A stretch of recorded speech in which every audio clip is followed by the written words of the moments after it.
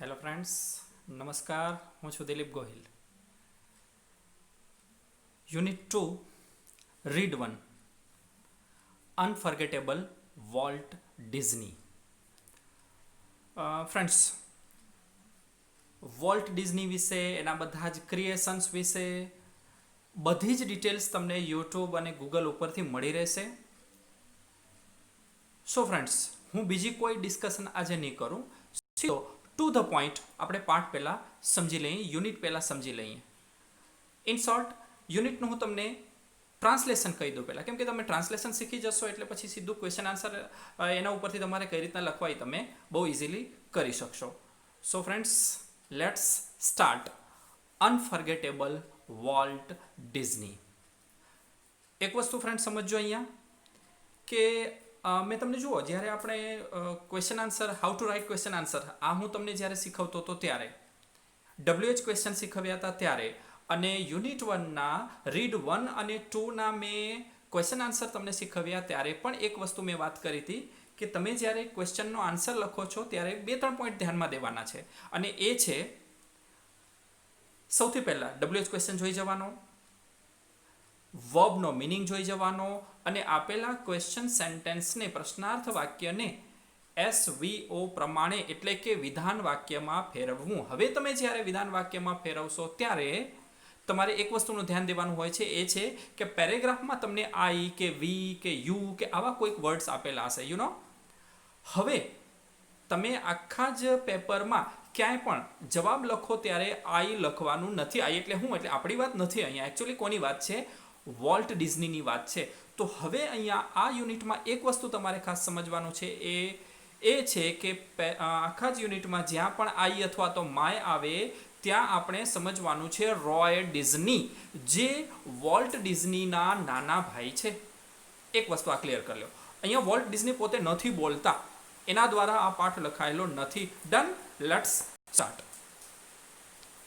જો પહેલું sentence friends, my brother Walt is no more.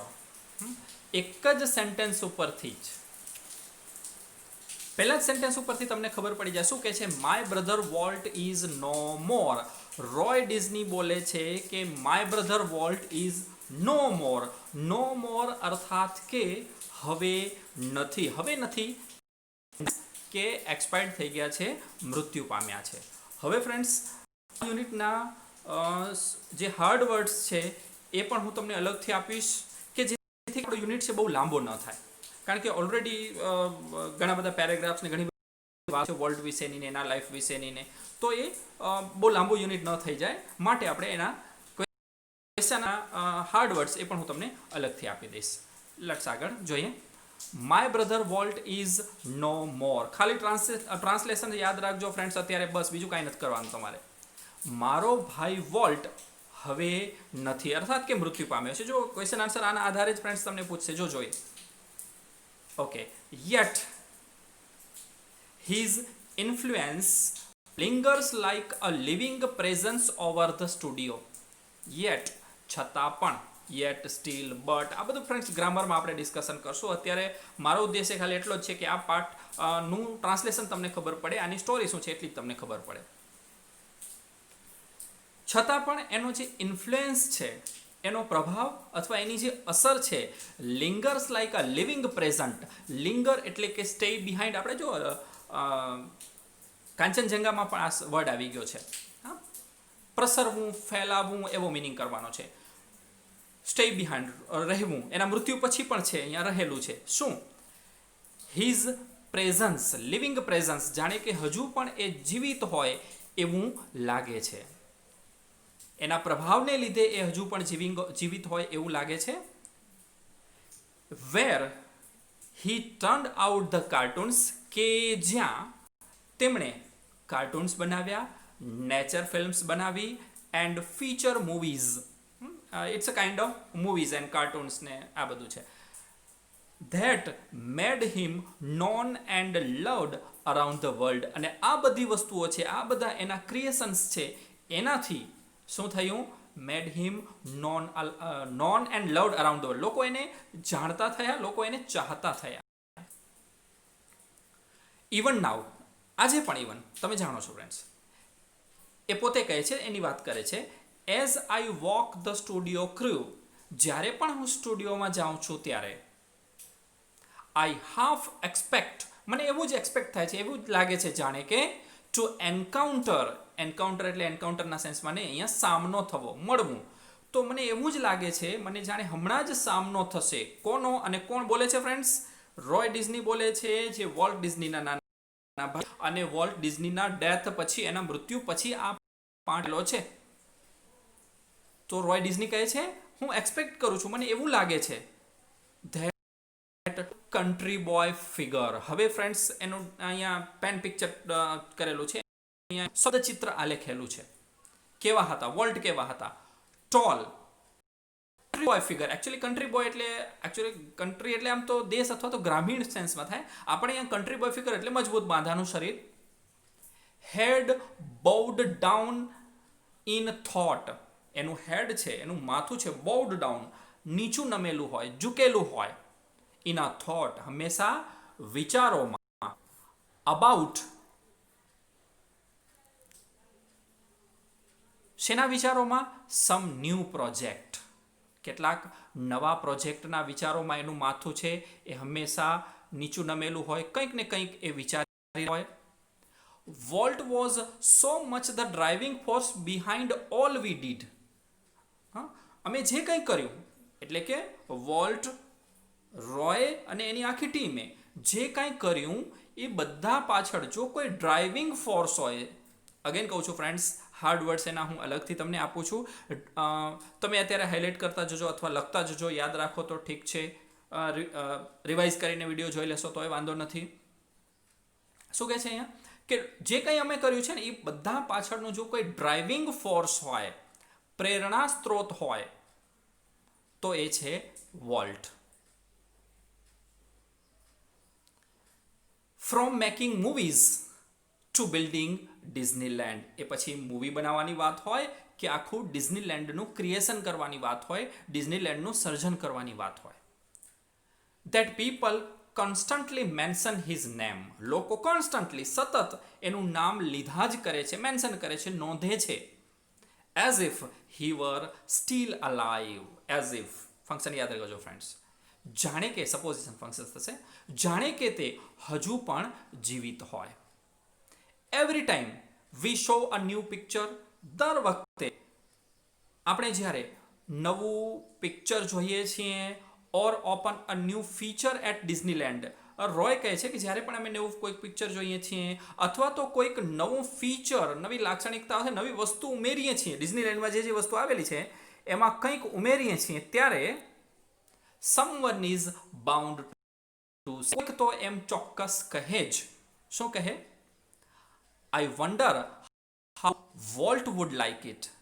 I wonder, મને આશ્ચર્ય થાય છે અથવા તો મને એમ થાય છે કે આ ગમ્યું હોત ને નહીં.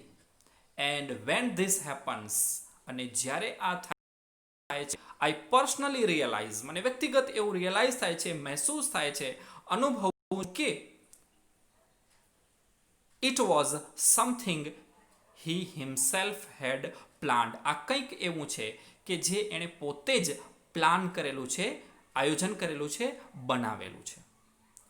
ફોર માય ઇમેજિનેટિવ ઇન્ડસ્ટ્રીયસ બ્રધર, એના ભાઈ માટે બે વિશેષણો, વોલ્ટ માટે બે વિશેષણો, એડજેક્ટિવ્સ યુઝ કરેલા છે. ઇન્ડસ્ટ્રીયલ અને ઇમેજિનેટિવ, ઉદ્યમી, સતત કામમાં રહેતા હોય એવા, અને ઇમેજિનેટિવ, કલ્પના શક્તિથી ભરપૂર હોય એવા મારા ભાઈ માટે, એવા મારા ભાઈએ left enough project in progress to keep the rest of us busy for many years. Any imagination એટલી બધી હતી, એટલા બધા કામમાં વ્યસ્ત રહેતા હતા કે એણે એટલા બધા પ્રોજેક્ટ અમારા માટે પાછળ મૂકી ગયા છે. LEFT, લીવનું પાસ્ટ ટેન્સ છે, લીવ, લેફ્ટ. તો એટલા બધા અમારા બધા માટે પાછળ મૂકી ગયા છે કે મેની યર્સ, વર્ષો સુધી અમે બધા જ વ્યસ્ત રહીશું, બિઝી રહીશું, એટલા બધા પ્રોજેક્ટ એમણે અમારા માટે મૂકી ગયા છે. હવેનું ફ્રેન્ડ્સ ઇમ્પોર્ટન્ટ પેરેગ્રાફ તમારા શોર્ટ નોટ માટે પણ અને ક્વેશ્ચન આન્સર માટે પણ. Walt was a complex man. Complex, જટિલ, જલ્દી સમજી ન શકાય તેવા. કોના માટે? To the writers, producers and animators who worked with him, he was a genius. જો જેમની સાથે એમણે કામ કરેલું છે, પછી એ રાઇટર્સ હોય, પ્રોડ્યુસર્સ હોય, એનિમેટર્સ હોય, જો વર્ડ્સ છે હું મેક્સિમમ અહીંયા ઇંગ્લિશ જ બોલીશ ફ્રેન્ડ્સ, જેટલું બને એટલું સમજવાનો પ્રયત્ન કરો. રાઇટર્સ, હા, પ્રોડ્યુસ કરે, પ્રોડ્યુસર્સ ફિલ્મના નિર્દેશકો હોય જેને કહીએ છીએ, એનિમેશન બનાવનાર, કે જેમણે બધાએ એની સાથે કામ કર્યું, હી વોઝ અ જીનિયસ. આ બધા માટે જો ફ્રેન્ડ્સ 3 વસ્તુ અહીંયા છે આ પેરેગ્રાફમાં, હું તમને કહીશ, સમજજો. તો સૌથી પહેલા કોમ્પ્લેક્સ, જટિલ માણસ હતા. હવે પહેલી વાત આવી અહીંયા કે રાઇટર્સ, એનિમેટર્સ અને પ્રોડ્યુસર્સ માટે કેવા હતા? હી વોઝ અ જીનિયસ. જીનિયસ હતા કે જેમની પાસે એન એક્સ્ટ્રા ઓર્ડિનરી એબિલિટી, અસાધારણ ક્ષમતા હતી, to add an extra stroke of imagination to any story or idea. એની પાસે એ એટલા જીનિયસ હતા કે કોઈ પણ સ્ટોરી છે, કોઈ પણ વિચાર છે, એનામાં એક્સ્ટ્રા સ્ટ્રોક, કંઈક વધારાનું, જે કોમન પાસે આપણા બધા પાસે ન હોય એવું કંઈક વધારાનું એ એડ કરતા. કોઈ એક સામાન્ય પ્રસંગ હોય એને પણ વિશિષ્ટ રીતે એ રજૂ કરી શકતા, બનાવી શકતા. તો એની પાસે એક્સ્ટ્રા સ્ટ્રોક ઓફ ઇમેજિનેશન છે, કલ્પના શક્તિ વધારે હતી એની. પહેલું થયું. તો કોઈ ફટાફટ કહેતો જાઉં છું કે કઈ રીતના તમને શું પૂછે, તો how was Walt for the writers, producers and animators. તો એના માટે કેવા હતા? Genius, who had extra sort of imagination, જેની પાસે અસાધારણ કલ્પના શક્તિ હોય એવા. બીજું આવે છે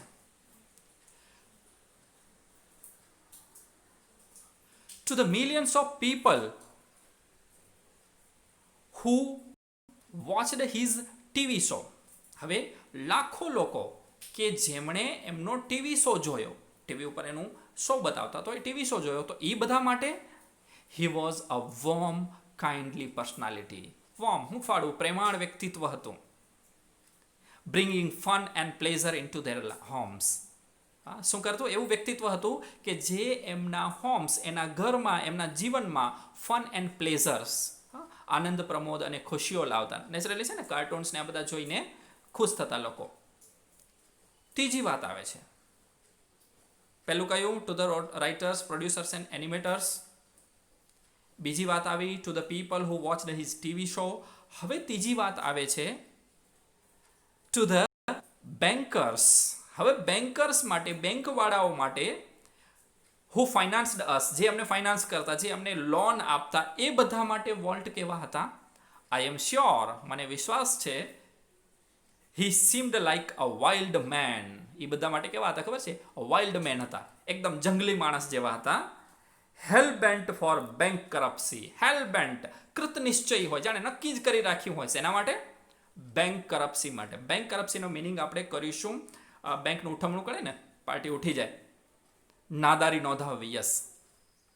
તો જાણે આ વ્યક્તિ છે એ નાદારી નોંધાવશે જ. To me. હવે ચોથી વસ્તુ આવે છે લેખક માટે, પોતાના માટે. રોય માટે કેવા હતા? રોય ડિઝની કેવા હતા વોલ્ટ? તો કે છે to me he was my amazing kid brother. મારા માટે તો એક મારો ભાઈ હતો. Full of impractical dreams. Impractical dreams, એના સપનાઓ છે, એના ડ્રીમ્સ છે, એ કેવા હતા? ઇમ્પ્રેક્ટિકલ હતા, વ્યવહારુ નહોતા. જે બધાને કોઈ એની આવા સપના થોડાક પૂરા થતા હશે, પણ ધેટ હી મેડ, સપનાઓ સાચા કરી બતાવ્યા. 4 વાત થઈ. મેઇન તો 3 યાદ રાખજો. To the animators, writers and producers, he was a genius. To the people who watched his TV show, એ બધા માટે કેવા હતા? A warm, kindly personality. અને ત્રીજું આવે છે to the bankers who financed us. એ બેંકવાળાઓ કે જેમને અમને લોન આપી, ફાઇનાન્સ કર્યા, એ બધા માટે કેવા હતા?